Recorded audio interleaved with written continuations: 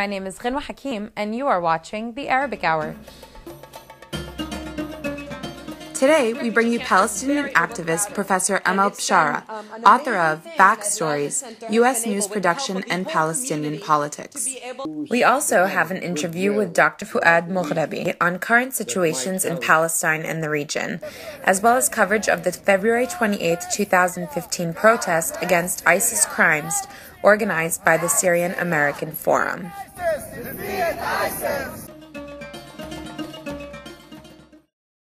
Professor Amahl Bishara is a Palestinian activist and an assistant professor of anthropology at Tufts University. She holds a Ph.D. in anthropology and a certificate in culture and media from New York University.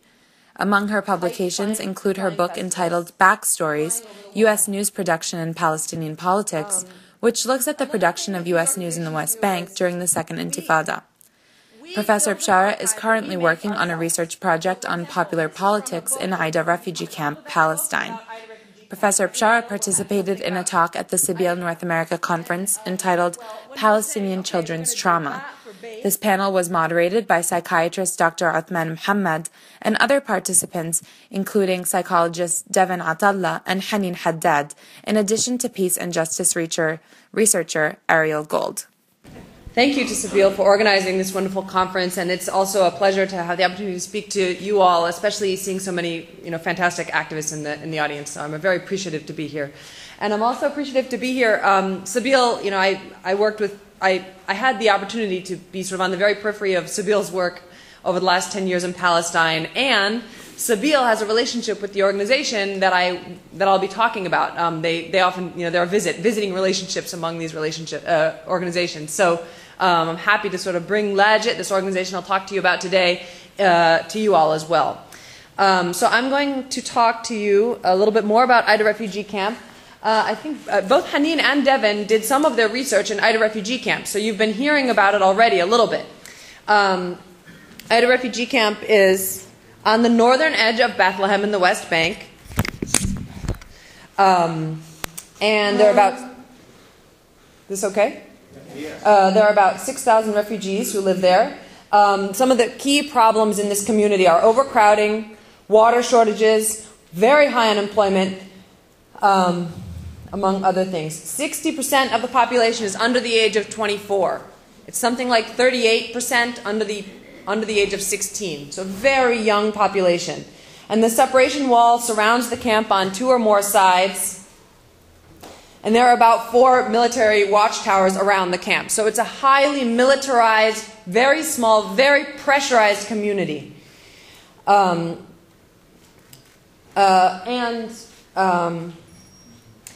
going to just give you a little bit of a sense of what life is like in this community. There is a constant military presence. I was just there with my family for 4 months, May, June, July, August. And then we came back here at the very end of September. I think since we left, a rough guess, I'm guessing about 10 days that the army was not in the camp throwing tear gas. And also while we were there over the 4 months, I would say they were in the camp maybe 70% of the days. Again, tear gas, shooting rubber bullets and other things. Arresting people at night. So this is one of the jeeps that comes. Here's shooting of tear gas. This is when one of the other things that happens is that the Israeli army seems to come here to train its troops. So this was an exercise. Nothing was going on at all. All of a sudden, the gate that is behind, that they're standing in front of, the blue gate, there's a door in it, and it opened, and all these soldiers came out. And they stood there. We noticed them. This is from the window of the youth organization I'll be talking about. And then they basically just started running down this hill, and it, of course, provoked the children. And I mean, it was like a new unit, and it seemed that they were training. And this happened more than once. They also posed for their own pictures when they come into the camp. And I should say that these photographs, particularly the one that says M. Azza, are taken by Muhammad al-Azza, a photographer who maybe many of you met last year when he was in this area. A phenomenal young photographer, photojournalist who's done very, very brave work and important work. Children and adults are at constant risk of detention or arrest, day and night. Here's a child who is 12, being detained by Israeli soldiers a few weeks ago. This is from yesterday. I opened up Facebook and I saw that he's a good family friend is being detained by the soldiers. I called up my friend to check. Oh, it's okay. He was beaten and released. Because it could have been, of course, the start of a months and months long ordeal or years long ordeal, but it was just a few hours. These kinds of things. He's about 25. These kinds of things bring in family members. The man with the gray hair and the cardigan is his dad. So something like this happens, and it becomes dangerous for everybody involved. Of course. Something we don't talk about are the long-term environmental issues of these kinds of things. We're talking a lot of tear gas. Tear gas in the garden, tear gas in the streets and on the rooftops, tear gas in the playground. This white truck shoots water that smells like skunk water. That's not what they call it there. And that stuff stays for weeks. The smell of it stays. Okay, so I'm going to talk to you about Lajee Center now, established in 2000. They have these are some of their key activities: a dance troupe, field trips, a wonderful new music institute, a library, a computer lab, a playground, and we specialize in human rights education and media production. And I say we because I've been volunteering with Lajee for about 10 years, on and off, and it's one of the centers of my life, I would say. And they are, as you can see from that picture, located about 100 meters from that military base. In general, and I talk about Lajee because I know it best, and youth centers do a lot of different works, and they have different strengths and things like this, but you can find youth centers like Lajee Center in many different communities. They do such important work. Certainly they provide skills and opportunities for personal development, but I'm going to talk to you about other things that they do in general. They provide spaces for expression. Dance is a really important space for expression. It's a way to, of course, express your relationship to your culture and tradition, but also a way to, express your joy or your anger or all of those things through dance, as these kids do. It's also a really nice way for kids to interact. These young people started when they were like kids, like 12 years old, and now they're older. It's a nice space for intergender interactions. Kids often go to school separately for the most part, so it's a nice space for that. Here's our new music institute. Again, a connection to Palestinian tradition and Arab traditions. We've made a few children's books, so collages and things like this. These kids, this boy on the right here, his nickname is Harbi, which means warrior. He is, the kind of kid you walk in the room and you're like, that's the one I got to watch. I was leading these workshops. He's like a real, but he did the most beautiful work.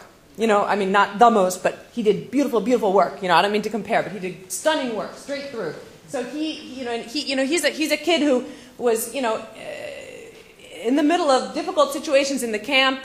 His older brother was arrested over the summer. That day that his brother was arrested, he came into the workshop, one of these workshops, and he put down his head and he was upset for 10 minutes.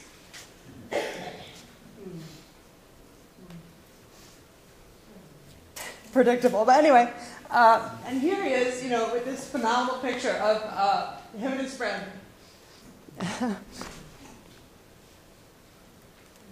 Other spaces for expression. Like I said, we have a really robust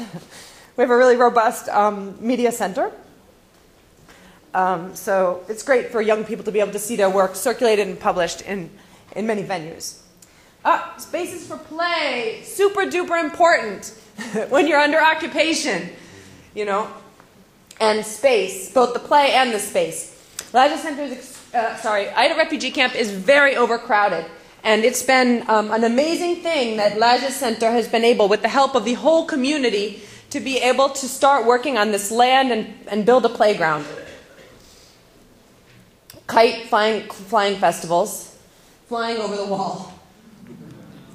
Another thing that these organizations do is we build an archive that we make ourselves. So, for example, this is from a book that is going to become an alphabet book about Aida Refugee Camp, and every letter will have something about Aida Camp. And, well, when we were saying, okay, we're going to do Ba for Beit, house, where do we get a picture of a nice old house? Well, Lajee Center, you know, has been taking these, was able to take kids on a field trip once about 10 years ago to go visit their home villages. And they took a picture of an old house, and that picture is up in the center. So the kids, you say, well, where are you going to find a good picture of an old house? We're going to go and take it off the wall, and we're going to do that, right? And so it's a picture that maybe their older brother took, and they can draw on that and learn from that. Oh, see, I wanted to show you how that picture turned out. There's a lot of empty space for the text. This is a picture for Rein, the letter Rein, Raz, Riyum, and Rasil, which is gas, clouds, and laundry. And again, like this is a way, all those T-shirts, and I'm wearing one too, that say 1948 or Gaza. You know, these are things that are made in the community. There are signs and ways of being resilient and expressing solidarity with each other and with people in Gaza, Palestinians in Gaza.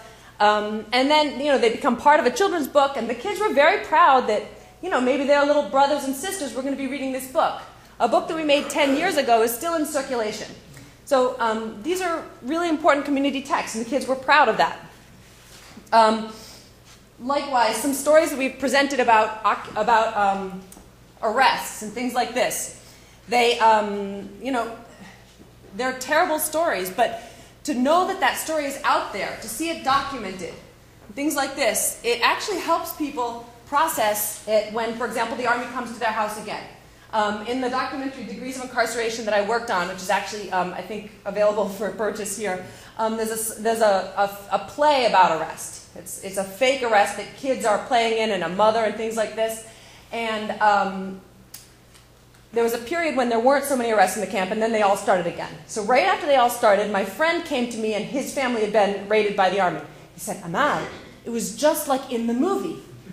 And the scene had been shot in his house. And for him, I think it was good that that had been out there. He's a young person. It was good that that had been out there as a way to sort of think forward and back and know that that's out there and that we're still there to support these younger people.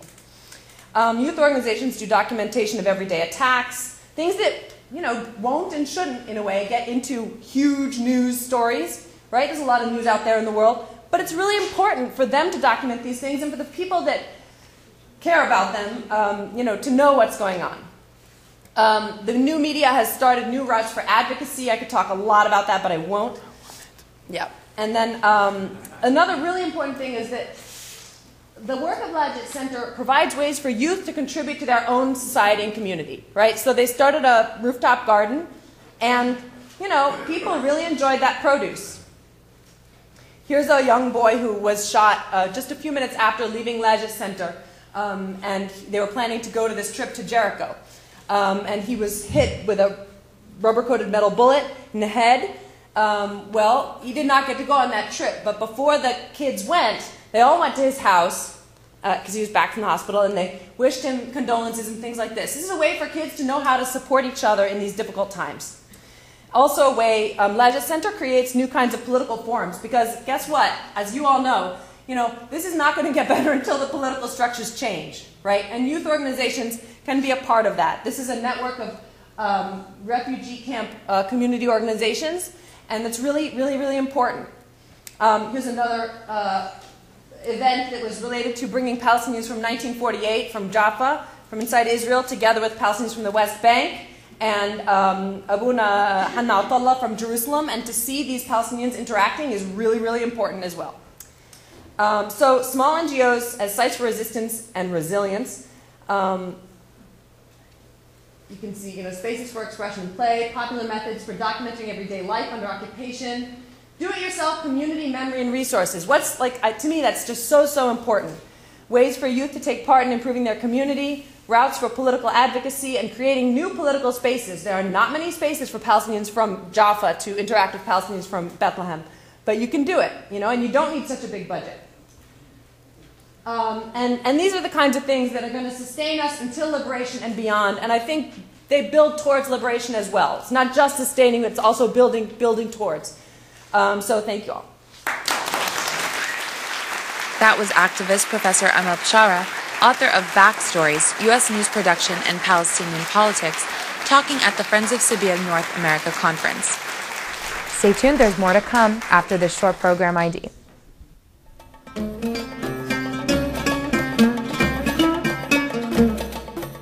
You are watching The Arabic Hour, a program of news, views, culture, cuisine, and the Arab American experience. To view today's program or any previous programs, log on to our website at www.arabichour.org. Now to our Skype interview with Dr. Fouad Moughrabi. Dr. Moughrabi is a professor of political science at the University of Tennessee at Chattanooga. He holds a bachelor's degree in political science and economics, in addition to a master's degree in political science from Duke University. Dr. Moughrabi also obtained a Ph.D. in the political science from the University of Grenoble, France. Among Dr. Moughrabi's many distinguished accomplishments include being a Fulbright research and teaching scholar in the West Bank at Birzeit University from 1995 to 1996, and publishing his works in a multitude of journals such as the Journal of Palestine Studies, the International Journal of Middle East Studies, and more. Today's interview with Dr. Moughrabi was conducted via Skype by our own scholar, Dr. Elaine Hagopian. The interview revolves around Palestine and the current situation in the region. Thank you. We're very happy to welcome Dr. Fouad Moughrabi to the Arabic Hour to have his views on what is happening in Palestine and the Arab world today. Fouad, welcome to Arabic Hour. Thank you. Thank you. Good to see you, Elaine. Please share with us your views. You've been in this business of studying this area for decades, and you're one of the more sensitive and expert and nuanced observers of the area. What, in your view, seems to be the situation today in terms of Palestine in particular and the Arab world in general? Well, the Arab world is in a very sad situation. And so is the Palestinian condition, obviously. The Palestinian Authority, the leadership of the Palestinian people, is not up to the historic task for a variety of reasons. And that's a long story. I don't want to get into it in this very limited interview. But for a variety of reasons, I think they are there because they serve certain interests or because, they cling to their positions and their little privilege. But they're useless, really. I think that I'm not sure how much good they're doing to the Palestinian cause. And the irony of it is that international public opinion is turning against the Israelis and is becoming more and better aware of what they're doing. The boycott and divestment movement is gaining more and more support throughout the world. So we're making incredible progress everywhere in the world. Yeah, but let me even in the U.S. Let me interject though for a moment. And you're right. I mean, obviously it's easier to talk about Palestine these days without getting totally crucified. It is the BDS movement is moving right along, and yet we have not only Netanyahu coming and before our Congress and speaking, but before that, Susan Rice went before AIPAC. And the president also had made a number of statements. They keep, even though there are hard feelings there, they keep reassuring Israel that their commitment to Israel is just unbreakable. And we do know that Israeli institutions are so interlocked with American institutions and technology and with our intelligence and so forth.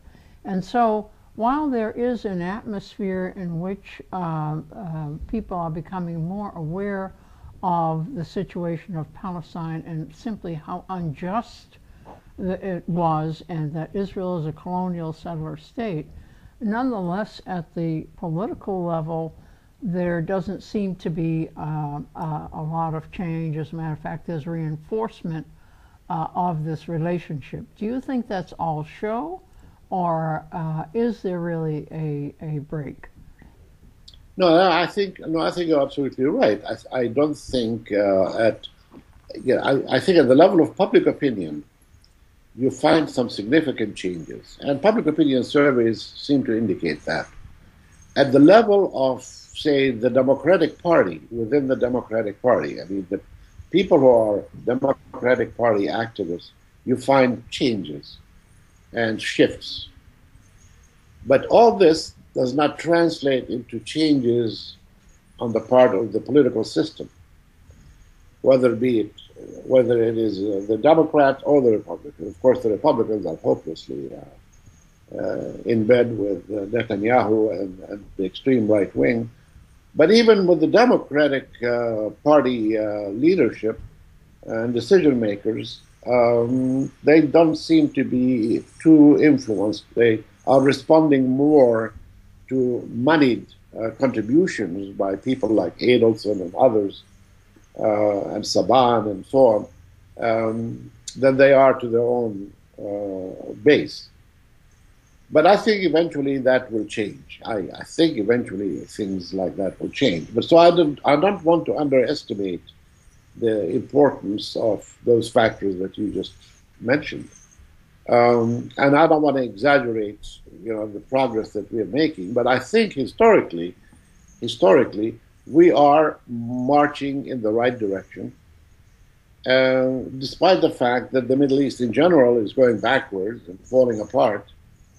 And despite the fact that we don't have a leadership that is capable of taking advantage of all of this progress to score some victories for us on the international level. But I think when I go back to Ramallah, for example, what do I see? I see demoralization at the political level. I see a sense of hopelessness at the political level. But I also look at the social level, at civil society, and I see islands, little islands of significant work and significant contribution in different aspects of life, in education, in the arts, in a variety of ways, in economics, and so on. So you find islands, little contributions in different spots here and there, and they are very significant. That shows the resiliency of the people and their determination to go on, and their refusal to surrender. They refuse to surrender and to give up. And so this, they will continue resisting. They will continue finding creative new ways to do so. So when I see that, I feel better. I feel reassured in a way. Well, let me throw out something, Fouad, and have you comment on it. This is more to clarify the issue. As you know, Europe has been making some noise about being critical of Israel, and Sweden recognized the Palestinian state, and France began to indicate that it might do the same, and so forth. And people got very excited about the fact that Europe was moving in a certain direction. Others saw this as a kind of pressure from the West to try to still get a two-state solution, a Palestinian state that's truncated and still under control of Israel, and that this is part of what the European role has become. Or is that a mistaken notion that Europe really? Well, I'm familiar with that argument. I heard that argument, and I'm familiar with it. And I find it a little bit kind of peculiar in a way because, I thought the two-state solution was about, not quite buried, but, should be buried, that it's practically dead. It's dead. And so I find it interesting that people would explain what is happening in terms of trying to resurrect that. It's hopeless. I think it's hopeless, and I think it's finished. And it's impossible. Even if there are some people who still have the illusion that it might be resurrected. And of course, the Middle East is always a place where the dead are resurrected. So yes, we have a tradition of doing that. But so it's not unusual to think that way. But in any case, joking aside, I think that is a dead issue, in my opinion. But whatever motions are passed by different European parliaments to give extra significant new recognition to Palestinians and so on and so forth, in my opinion, is progress. Historically, I look at it as progress. I don't look at it as a kind of a neat little trick or device to try to get a resurrected two-state solution. It may be so for some people, but in my opinion, these are the unintended consequences of certain things that happen that people don't have complete control over, that go in their own direction. And I think that direction tends to serve us in the long run. Well, that's how I don't know if I made myself clear, but that's how I look at it. Yeah, no, that's very clear, and because that is a popular notion, I wanted your comments on it. Yeah. But let me throw out another idea that's been floating around, and that is that two things. One, there's a claim that the Obama administration will try to make another run at solving the Palestinian question two-state. The other thing is that a lot of the chaos in the Arab world, the so-called Arab Spring, which never sprang, that also is not only aimed at fragmenting the Arab world and reorganizing the Arab world into weak little entities, that it also is aimed at, whether intentionally or by de facto, at marginalizing the Palestinian question, that is, robbing it of any kind of Arab context or support. So comment on those two things, if you will. Well, I think that the Obama administration probably is very worried about the direction of events and a situation in the Middle East in general. And they should be worried. And they and their allies, like the Saudis and others, should be worried, because what is happening is quite dangerous. And I think they probably would think that some progress on the Palestinian issue, of course, short of what we would call progress and what we would consider to be a fulfillment of the minimal demands or the rights of the Palestinians, but what they consider to be progress that might symbolically give the Palestinians some victories here and there, some kind of semi-sovereign state or whatever, might produce the kind of goodwill throughout the region that might help American interests, them and their allies. So I think there's that kind of thinking. And so if they do try to push for a second round before their term is finished, I think that's where they would be coming from. Will it succeed? I don't think so. Well, I think it's too late. I think it's too late. What about the chaos in the Arab world? Is this going to marginalize? Well, the Arab world, that's a world of so many contradictions. The contradictions were papered over because of money, all money. All money retarded progress, retarded and distorted development in the region.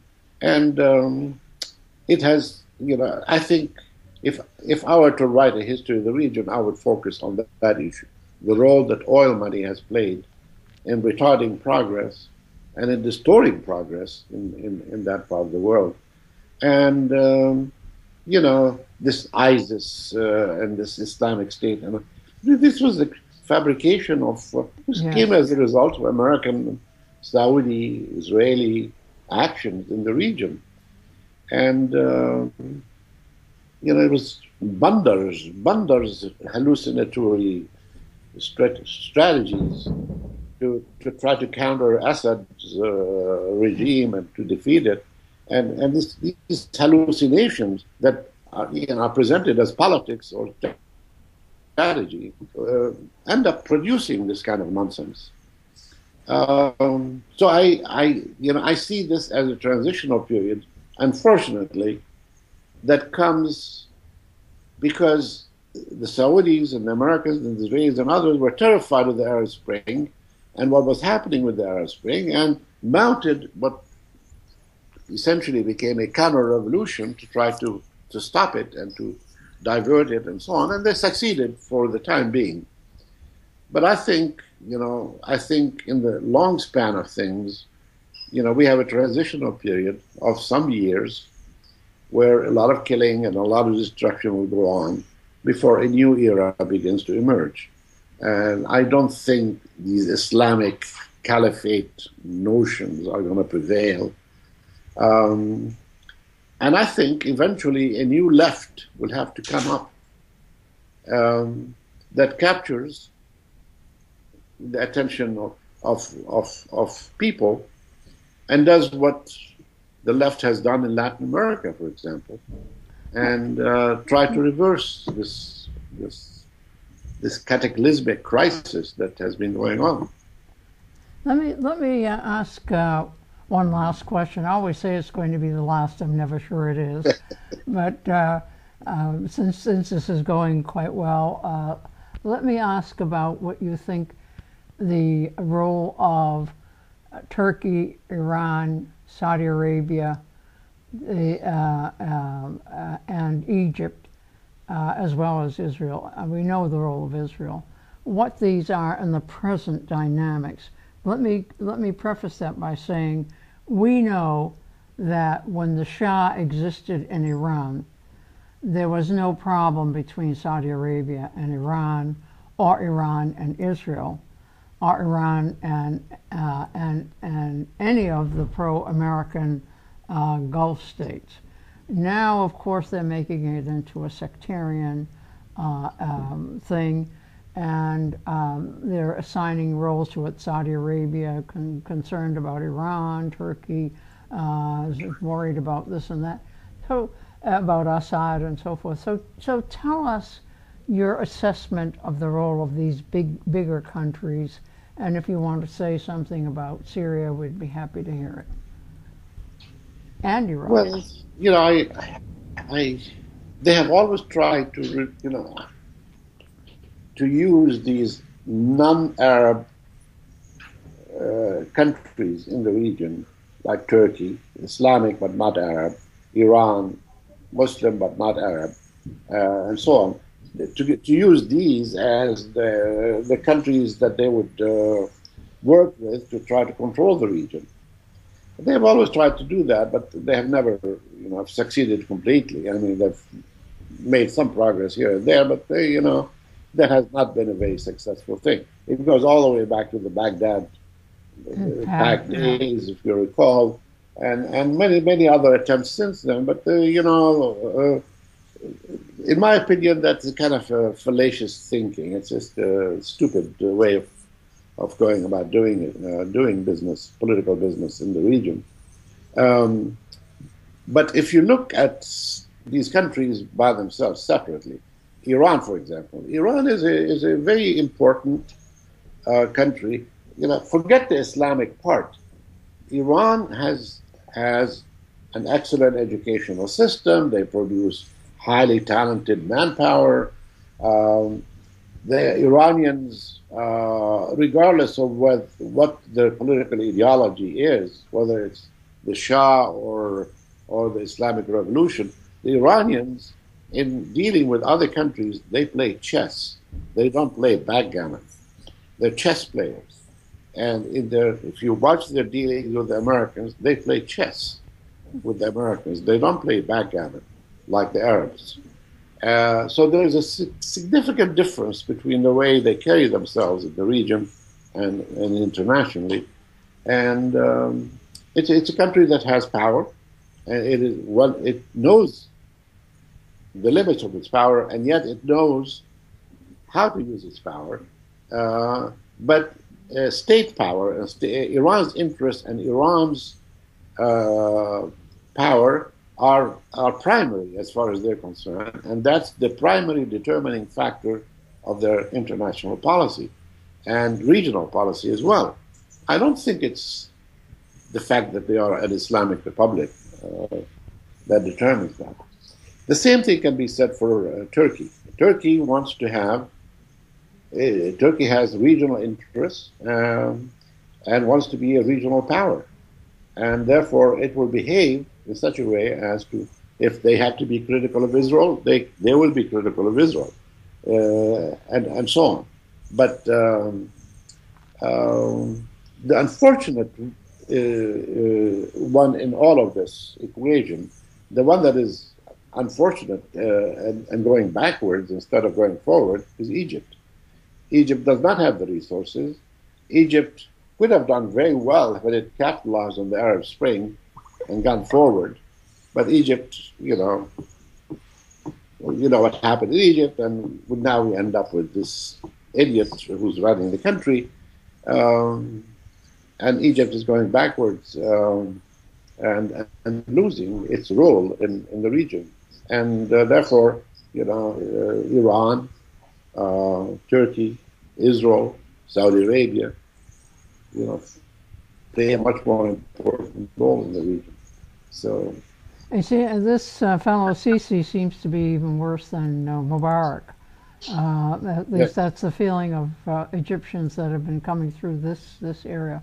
Let me actually really ask a last question, and that is, please comment on ISIS and Al Qaeda. And the caliphate, as you said, will be a fleeting thing. But right now it exists, and there are efforts to stop it.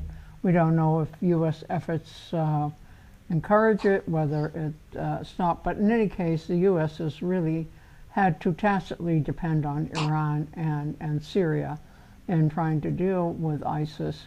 And Al Qaeda seems to be actually much more popular and much more able to be mobile than ISIS. But comment on these two major groups, which are offshoot of each other, and what you think their future is in the Middle East.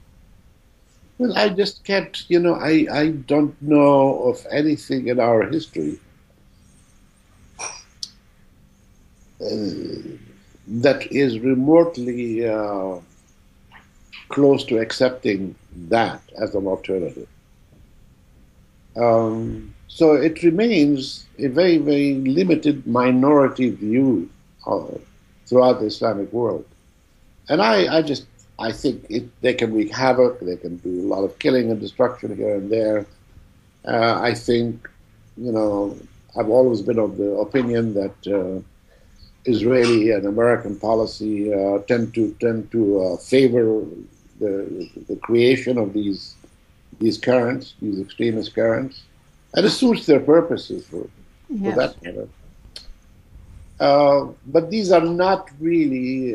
This is not the future of our region. I simply cannot believe that. That history simply would negate that. Our history simply cannot accept that. There's no room in our history and in our future as a region and as a civilization for that kind of nonsense. It's simply, it's abnormal. It's not, it does not have roots. It cannot survive because it does not have roots in our history. It does not have roots in our character, in our psyche. It simply can't. What is the role of Saudi Arabia's Wahhabism with ISIS? This connection is usually well. I been think made, that Wahhabism, when the rulers begin to play hooky and to drink heavily behind closed doors and to chase prostitutes and do this and that, inevitably you're going to have a current of puritanical current underneath that's going to say, look, they're not holding to the true path. And it leads to that kind of development. So that's possibly one reason why, from the depth of Wahhabism and the contradictions, comes these extremist currents. But I think that's one possible explanation. But I think a more convincing explanation is the fact that there are some external powers that promote this and use it for their advantage. The fact that then the chicken come home to roost and it turns back and bites them, that's another story. But there are external powers that actually promote this and help it and train it, and to suit their needs and to follow their. So, I mean, this seems to date back to the Bush administration. In 2007, we know that Seymour Hersh wrote this fantastic article called "The Redirection," in which said the U.S. had come to accept the Saudi view that somehow these jihadist movements would benefit U.S. interests and control those Arab states and regimes that were not favorable to the U.S., and that the Saudis seem to have tied up with Israel and with the U.S. in this kind of effort. Yes. I mean, there is a connection. I say that's Bandar's contribution. Yeah, that's Bandar's contribution, correct. Yeah. I mean, but he's not the only one, obviously. But that's his. Yes. That was his life. Right, and now, of course, it's almost gotten a little bit out of hand for them. Yes. So, in any case, you see in the next decade or two, your word on where you think we'll be in about 20 years. I won't be here to see it. I don't know. I have this perhaps naive hope that a new left will emerge in the Arab world and will eventually change things. Very much like Latin America.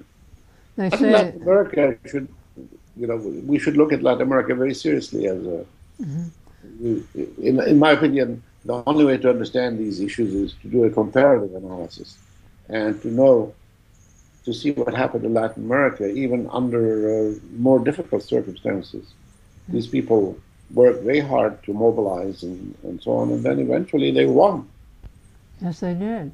Well, we thank you for your very enlightened and insightful analysis, and we hope that we'll be able to call on you again in the future.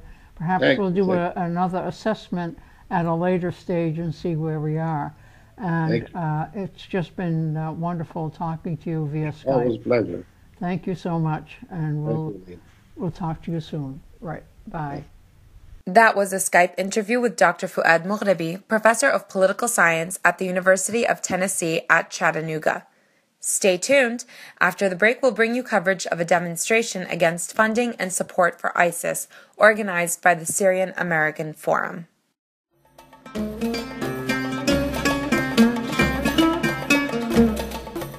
You are watching The Arabic Hour, a program of news, views, culture, cuisine, and the Arab American experience. To view today's program or any previous programs, log on to our website at www.arabichour.org.